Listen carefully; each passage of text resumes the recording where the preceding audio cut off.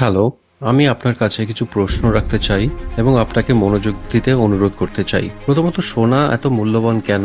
দ্বিতীয়ত, সোনা, রুপি এবং বিটকয়েনের মধ্যে সম্পর্ক কি? তাদের মধ্যে কি মিল এবং পার্থক্য আছে? এবং তৃতীয়ত, আপনার ভবিষ্যতের জন্য কোনটি ভালো? এই ভিডিওটি মনোযোগ সহকারে দেখুন এবং বোঝার চেষ্টা করুন।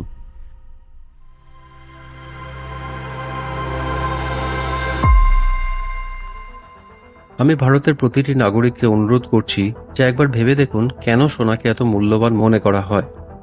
সেইভাবে দেখতে গেলে এটি তো শুধুমাত্র একটু ধাতু। লোহা, তামা, অ্যালুমিনিয়াম এগুলোও তো ধাতু, কিন্তু হাজার হাজার বছর ধরে এই ধাতুকে মানুষ মূল্য দিচ্ছে।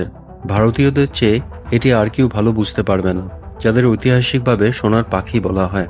কোনো জিনিস কি হাজার হাজার বছর ধরে এত দামি হয়েছে? একবার মনোযোগ দিয়ে ভেবে দেখুন তো কেন এমন হলো। এর কারণ হলো যে সোনা আমাদের অর্থনীতিতে হাজার হাজার বছর ধরে অর্থের ভূমিকা পালন করে আসছে। কিভাবে? কারণ এটি অর্থের বৈশিষ্ট্যগুলি অর্থাৎ এর গুণমান খুব ভালোভাবে পূরণ করে। এখন বুঝে নেওয়া যাক অর্থের বৈশিষ্ট্য বা বৈশিষ্ট্যগুলি কি হয়। স্কেরসিটি মানে কোনো কিছু যা কঠিনভাবে পাওয়া যায়। পৃথিবীতে সোনা কখনো সহজে পাওয়া যায় না, এবং এটাই কারণ যে এটি একটি ভালো অর্থের রূপে পরিণত হয়েছে।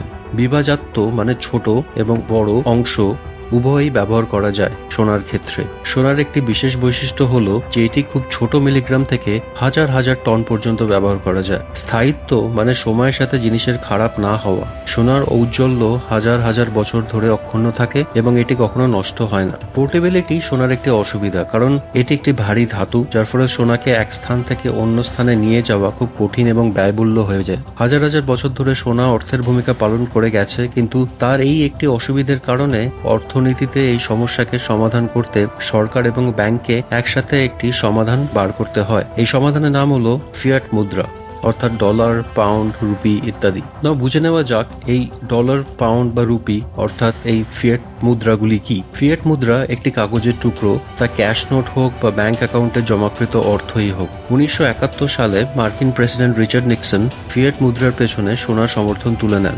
এখন আপনি যে কাগজ বা ব্যাংক অ্যাকাউন্ট ব্যবহার করেন তার পেছনে কোনো সোনা নেই। এর মানে দেশের কেন্দ্রীয় ব্যাংকগুলি এটি ইচ্ছামতো মুদ্রণ করতে পারে। যদি আমরা আজকের অর্থ ফিয়াট মুদ্রাকে সোনার বৈশিষ্ট্যের সাথে তুলনা করি, আমরা দেখতে পাই যে ফিয়াট মুদ্রা সোনার ঘাটতিকে খুব ভালোভাবে পূরণ করে, 1 রুপি থেকে লাখ লাখ রুপি পর্যন্ত। তবে সোনার একটি গুরুত্বপূর্ণ বৈশিষ্ট্য ফিয়াট মুদ্রা পূরণ করতে পারে না, যা হলো আনঅ্যাভেলেবিলিটি বা অপ্রাপ্ততা। নিঃসন্দেহে অর্থের সবচেয়ে গুরুত্বপূর্ণ এবং প্রয়োজনীয় বৈশিষ্ট্য। আশা করি আপনি বুঝতে পেরেছেন কিভাবে সোনা গ্লোবালাইজেশনের সামনে টিকে থাকতে পারেনি এবং তারপর কেন্দ্রীয় ব্যাংকগুলো ফিয়াট মুদ্রা উদ্ভাবন করেছে, যার মূল্য সময়ের সাথে সাথে কমে যাচ্ছে, অর্থাৎ অর্থের মূল্য কমে যাচ্ছে। যদিও আমরা আমাদের দৈনন্দিন জীবনে এই বিষয় নিয়ে ভাবি না, তবে এর প্রভাব আমরা প্রতিদিন দেখতে পাই, প্রতিটি জিনিসের মূল্য বৃদ্ধিতে দেখতে পাই।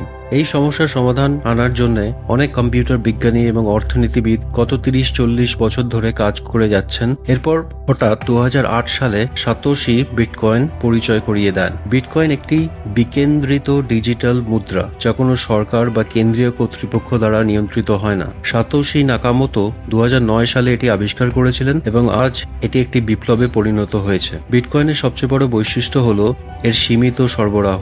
শুধুমাত্র 21 মিলিয়ন বিটকয়েন এই পৃথিবীতে আছে। এর মানে হলো চাহিদা বাড়ার সাথে সাথে এর মূল্য বাড়বে, কারণ এর সরবরাহ সীমিত।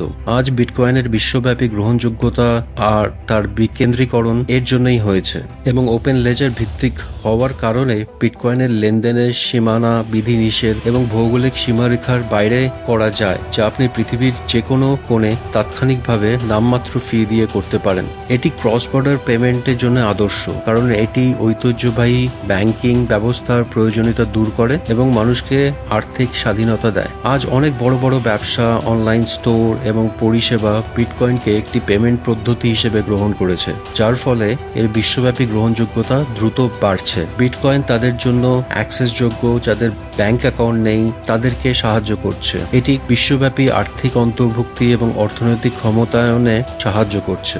বিটকয়েনের একটি তথ্য হলো যে বিটকয়েনের 10 কোটি ইউনিটকে সাতোশি বলা হয়। যেমন 1 রুপি সমান 100 পয়সা, তেমন 1 বিটকয়েনের সমান 10 কোটি সাতোশি। যদি 1 বিটকয়েনের মূল্য 10 কোটি রুপি হয়, তাহলে 1 সাতোশির মূল্য হবে 1 রুপি। আজ 1 বিটকয়েনের মূল্য 50 লাখ রুপি, তাই 1 রুপিতে আপনি 20 সাতোশি কিনতে পারেন। বিটকয়েনের ব্যবহার খুবই সহজ, আপনি খুব সহজেই বিটকয়েন সংরক্ষণ করতে পারেন এবং মজার বিষয় হলো যে আপনি বিটকয়েনকে আপনার মনেতেও স্টোর করে রাখতে পারেন। এই ভিডিওটি মনোযোগী সহকারে শোনার জন্য এবং বোঝার জন্য আমি আপনাকে ধন্যবাদ জানাই। যদি আপনি অর্থনীতি, বিটকয়েন, এটি কিভাবে ব্যবহার করা হয় এবং এই সম্পর্কিত বিষয়গুলিতে আগ্রহী হন, তাহলে আমাদের ভিডিও সিরিজটা দেখতে থাকুন। যদি আপনার কোনো প্রশ্ন বা আমাদের জন্য কোনো ফিডব্যাক থাকে, তাহলে দয়া করে আমাদের জানান। আরও তথ্যের জন্য এই ভিডিওর লিংক দেওয়া আছে, যার মাধ্যমে আপনি ভারতের বিটকয়েন কমিউনিটির সাথে সংযুক্ত হতে পারেন। আপনার সাথে দেখা হবে পরবর্তী ভিডিওতে। ধন্যবাদ।